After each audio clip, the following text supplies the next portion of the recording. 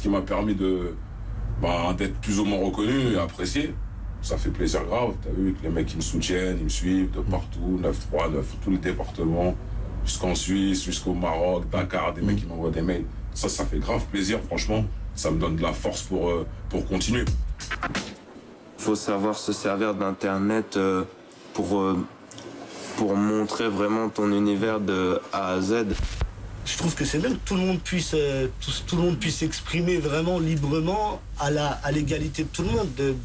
Booba, il a le même MySpace qu'un mec du 77 qui est chez lui et qui fait un truc, tu vois. Et ils ont la même chose, ils ont la même support. Et après, voilà, chacun de faire son truc. Les producteurs, des bons producteurs de l'époque, etc., s'ils avaient eu cette possibilité-là, tu vois, par exemple, je prends un exemple comme un mec comme DJ Mehdi ou autre, mais des mecs comme ça avec cette possibilité-là, ça aurait été énorme. Tu vois, musicalement, il y avait des trucs de dingue. Mon premier clip que j'avais fait, qui s'appelait Ramen, j'avais sorti avant que YouTube existe. Et dès le début de MySpace, je me suis dit, putain, je vais enfin pouvoir mettre des vidéos en ligne et enfin pouvoir montrer un peu le concept du truc. Mais ça faisait déjà presque 7 ans qu'on rappait. Nous fait avancer comme un âne derrière une carotte. Un texte propre, une grosse prose. Bah ouais mon pote, ici c'est forever. HH, même si j'ai peur, je me sens comme un aborigène qui s'aperçoit que sa forêt meurt. L'année dernière, on a fait une vingtaine de concerts, on a fait la foire de Paris, on a fait plein de grosses scènes et MySpace y était pour quelque chose. C'est bien parce que pour les artistes qui sont dans l'ombre, c'est une vitrine.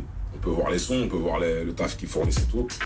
On a trouvé des contacts par là, on a genre, pas tout, mais une petite partie, mais une bonne partie de mon truc s'est retrouvé là-dessus. C'est-à-dire, vraiment, les gens peuvent te découvrir gratuitement, sans s'inscrire à quoi que ce soit.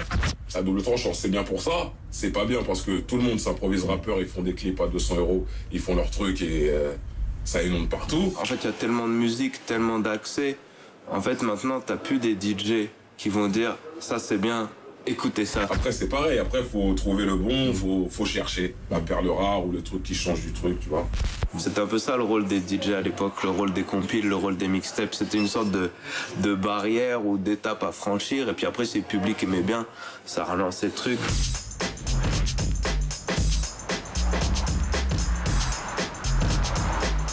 90 BPM, ça s'est beaucoup fait en fait par notre forum et les éléments éditoriaux qu'on a apportés. De parler d'un album de rap, si tu veux, comme les Arocs te parlent d'un album de rock, on a toujours voulu mettre ça en avant et toujours essayer de trouver les petites choses un petit peu qualitatives dont on nous parlait pas forcément.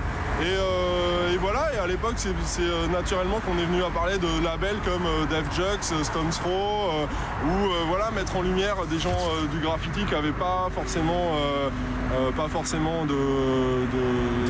d'exposition, voilà, et qui sont des gens super talentueux. Il y a derrière des mecs qui se prennent la tête pour écrire des textes, il y a des gens qui se prennent la tête pour faire des beats.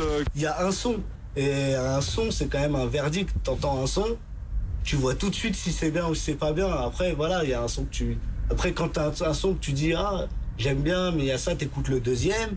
Et sur 4 sons, tu peux tout de suite te faire un avis, ça va très vite, très très vite. Si tu veux faire de la musique d'un point de vue un peu pro et que le plus de monde connaisse ta musique, il faut forcément passer par un moment par soit Internet et faire ton gros buzz. Je veux dire, plus personne va avec une démo en maison de disque, ça n'existe plus.